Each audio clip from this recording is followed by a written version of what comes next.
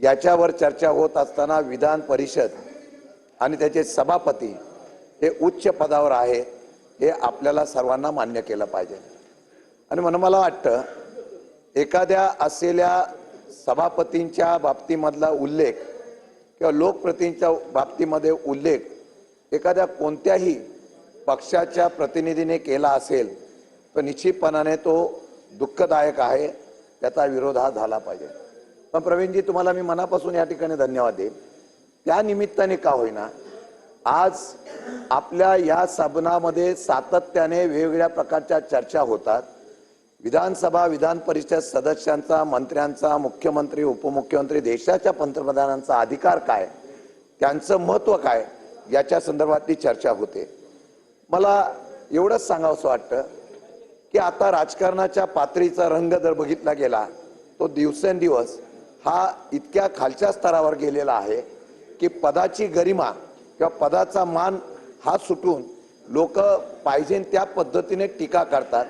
निवडणुका होऊन जातात, पण निवडणुका गेल्यानंतर त्यावेळेला जे काही वक्तृत्व होतं त्याचे पडसाद हे अधिकारापर्यंत येतात आणि त्याची चर्चा सभागृहामध्ये होते। मला सांगावंसं वाटतं की मध्यंतरीच्या काळामध्ये असे आरोप एकट्या सभापतीबद्दल होत नाही, पण तो असे आरोप मुख्यमंत्री असतील, उपमुख्यमंत्री, देशाचे पंतप्रधान असतील किंवा लोकप्रतिनिधी बाबतीमध्ये सत्तेमधली माणसं सुद्धा आणि सत्तेच्या विरोधातली माणसं सुद्धा सातत्याने करतात। मग हा हक्कभंग एका व्यक्तीने केलेल्या वक्तृत्वाबद्दल असेल तर त्याचा नियम सुद्धा केला पाहिजे, त्याचा कायदा सुद्धा केला पाहिजे, याच्यासाठी आचारसंहिता केली पाहिजे। आपण दरवेळेला कार्यशाळा घेतो। एक दिवस प्रवीणजी, संसदीय कार्यमंत्र्यांना आम्ही विनंती करू की या बाबतीमधली आचारसंहिता काय, कारण बाहेरच्या व्यक्तीला या इथले कायदे काय आहेत याची माहिती नसते आणि त्यामुळे ते वक्तृत्व करून जातात। नंतर त्याला असलेल्या कायद्याला किंवा याच्या असलेल्या चौकशीला समोर जावं लागतं। माझं म्हणणं आहे की जोपर्यंत सरकारच्या वतीने किंवा या असलेल्या सदनाच्या चर्चेच्या माध्यमातून महाराष्ट्रातल्या जनतेला या असलेल्या अधिकाराचा काय फायदा होऊ शकतो किंवा तोटा होऊ शकतो, काय कारवाई होऊ शकते याचं महत्त्व कळत नाही, तोपर्यंत हे आरोप प्रत्यारोप सातत्याने होत राहणार आहे। पण माझी विनंती आहे, निदान ही चर्चा सुरू झाली आहे, मध्यंतरी काळामध्ये मी मुख्यमंत्र्यांना धन्यवाद देईन। त्या अधिकाऱ्यांच्या बाबतीमध्ये जो आपला सदस्यांचा अधिकार आहे की त्या असलेल्या एका पदाधिकाऱ्यांनी बोलल्यामुळे त्यांनी जे बोललं ते त्याच्या पोटातलं होतं ते ओटात आलं, परंतु ती गांभीर्याने दखल मुख्यमंत्र्यांनी पण घेतली ना। विधानसभेचे सदस्य, विधान परिषदेचे सदस्य असो किंवा खासदार असो, ते आल्यानंतर शासकीय अधिकाऱ्यांनी उभं राहिलं पाहिजे।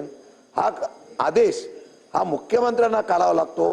हे 125 वर्षाच्या असलेल्या या गौरवशाली ऐतिहासिक असलेल्या कार्यकालामध्ये मुख्यमंत्र्यांना काढावा लागतो।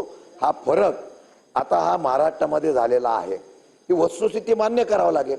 आता त्यातली काही गोष्ट खरंच गोष्ट आहे की अधिकारी लोकप्रतिनिधीला किती महत्त्व देतात, किती त्या ठिकाणी अधिकाराबद्दल आपल्याला अधिकार मिळतो याची सुद्धा या ठिकाणी मी मगाशी आपल्याला विशेष उल्लेख करण्यासाठी मागितलं होतं। पॉइंट ऑफ प्रोसिजर या सदनामध्ये आम्ही चर्चा करतो ना दादा, आम्हाला उत्तर मिळतात, उत्तर मिळाल्यानंतर त्याची अंमलबजावणी होत नाही।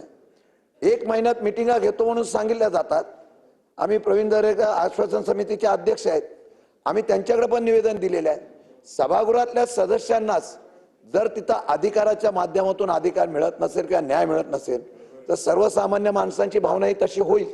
माझी विनंती एवढीच आहे की या गोष्टीचं मी समर्थन करणार नाही, परंतु हे करत असताना सभापतीचा मान हा राहिला पाहिजे, तो त्रिवार आहे। तो राहण्याच्या संदर्भातलं कोणी जर अवलंबन केला असेल तर त्याच्या बाबतीमध्ये जो निर्णय या सदनामध्ये होईल त्याच्या बाबतीमध्ये कुठेही आम्ही त्या ठिकाणी पाठीशी घालण्याचा प्रयत्न करणार नाही। म्हणून या संदर्भातून चर्चा सुरू झाली असेल तर माझी विनंती आहे दादा की कोणाचे किती अधिकार आहे हे जनतेला सुद्धा कळले पाहिजे। आपण एखाद्या ठिकाणी विशेष हक्कभंग समितीच्या माध्यमातून जेव्हा कारवाई करतो, मोठमोठ्या उद्योगपतींना सुद्धा आपण कटड्यामध्ये उभे केलेले आहेत, चौकशीला बोलवलेले आहेत।